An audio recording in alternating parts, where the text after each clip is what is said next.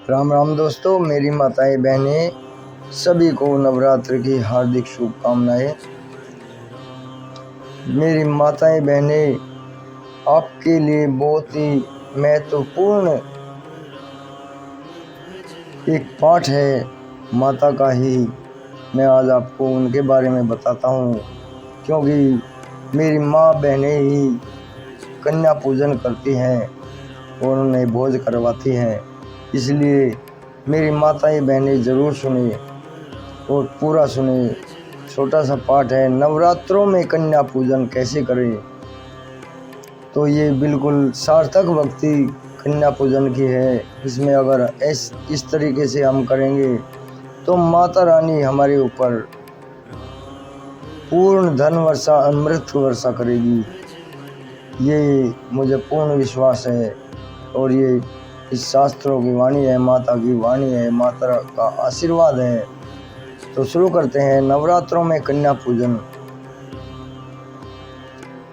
हे दुर्गा देवी के भक्तों, देवी की प्रसन्नता के लिए नवरात्रों में अष्टमी अथवा नवमी के दिन कुमारी कन्याओं को खिलाने का विधान है।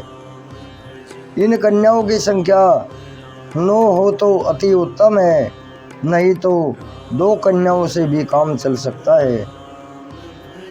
कन्याओं की आयु 2 वर्ष से कम, 2 वर्ष से ऊपर हो। दोबारा बताता हूँ मेरी बहनें, मेरी माताएं, कन्याओं की आयु 2 वर्ष से ऊपर हो तथा 10 वर्ष से कम हो। 2 वर्ष से तो ऊपर और 10 वर्ष से कम होनी चाहिए कन्याओं की उम्र। 2 वर्ष की कन्या कुमारी, 3 वर्ष की कन्या त्रिमूर्ति, 2 वर्ष की कन्या कुमारी, 3 वर्ष की कन्या त्रिमूर्ति, 4 वर्ष की कन्या कल्याणी, 5 वर्ष की कन्या रोहिणी, 6 वर्ष की कन्या कालिका, 7 वर्ष की कन्या चंडिका, 8 वर्ष की कन्या शांभवी, 9 वर्ष की कन्या दुर्गा तथा 10 वर्ष की कन्या सुभद्रा मानी जाती है। इनको नमस्कार करने के मंत्र निम्नलिखित हैं। अगर आप इस विधि द्वारा कन्याओं को भोज कराते हैं तो आपको माता का पूरा आशीर्वाद मिलेगा। पहली कन्याओं को, 2 वर्ष की जो कन्या है, पहली कन्या को हम नमस्कार करते हैं। कन्या चाहिए एक ही उम्र की हो, इसमें लिखा गया है मेरी माताएं बहनें। कहाँ से हम अलग अलग उम्र की, जो पहले शुरुआत में हम जिसे दक्षिणा देंगे पहली कन्या को, उसे कहेंगे कोमाटय्यै नमः। पहली कन्या को कहें, नमस्कार करेंगे कोमाटय्यै नमः। और दूसरी कन्या का पूजन करके उसे दक्षिणा देंगे त्रिमूर्तये नमः। और तीसरी कन्या को हम नमस्कार करेंगे दक्षिणा देकर कल्याणयै नमः, कल्याणयै नमः। और चौथी कन्या को हम दक्षिणा देकर उनकी पूजा करेंगे रोहण्यै नमः। 5वीं कन्या को हम कालिकयै नमः। और 6ठी कन्या को हम चंडिकायै नमः। 7वीं कन्या को शांभवी नमः। 8वीं कन्या को दुर्गायै नमः।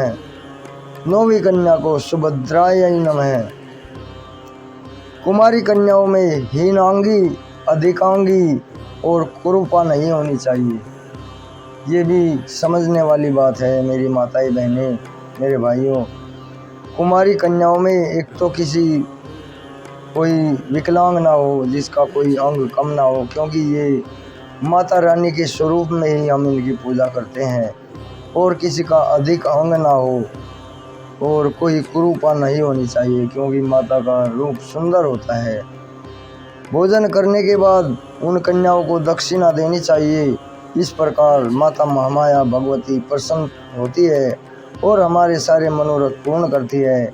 हमारे घर पे धन वर्षा करती है, अमृत वर्षा करती है। तो मेरी माताएं बहनें चैनल को सब्सक्राइब करें और इस वीडियो को आगे भी शेयर करें अगर आपको अच्छा लगा हो ये नवरात्रों में कन्या पूजन। अभी आज्ञा लेता हूँ। माता रानी की आपके ऊपर अपार कृपा बरसती रहे, यही मेरी प्रार्थना है। जय माता की।